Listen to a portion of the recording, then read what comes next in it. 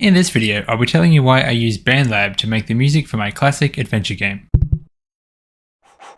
Hi, I'm Nathan Hobe, and I'm making a game about our cat, Coco.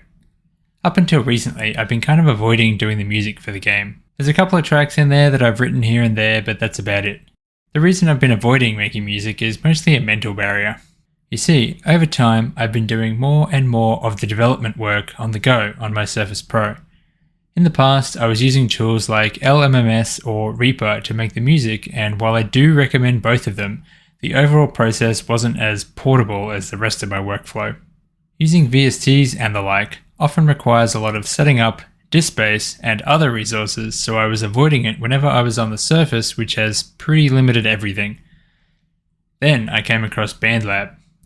BandLab is a free digital audio workstation that runs in the browser, so it's very portable and has no setup other than logging in. It provides a ton of virtual instruments as well as a long list of audio effects.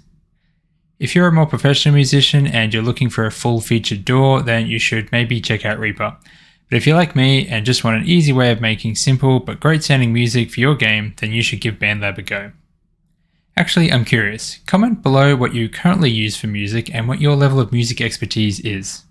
As for BandLab, the learning curve for the software itself is not very steep. Sequencing music in here works mostly the same as other tools. You have tracks that can have MIDI regions, and each track has an instrument and possibly a bunch of effects on it.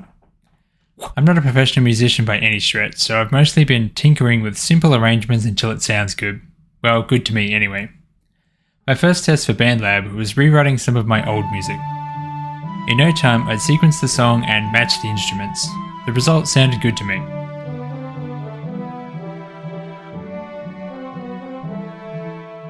Then I tried another song, and it sounded pretty good too.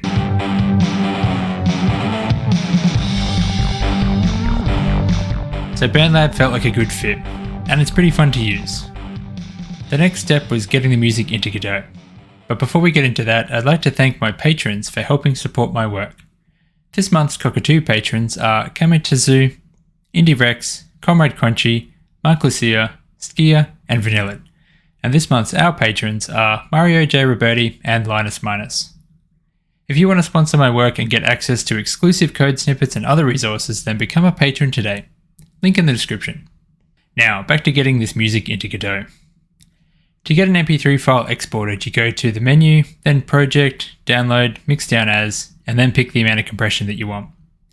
One thing to note is that the exported song may have a bit at the end where any reverb trails off. This means that it won't really loop seamlessly on its own. That's okay though, because Godot's music importer lets us set the loop endpoint, and we can set it to be the actual end of the song. We can also set a loop start point so that when the song does loop, it doesn't start from the beginning. If your music has an intro that doesn't need to loop, then you can set the loop to start after that point. For this town music, I've duplicated the lead in with the last few bars. That way I can match any reverb that would carry over in the loop.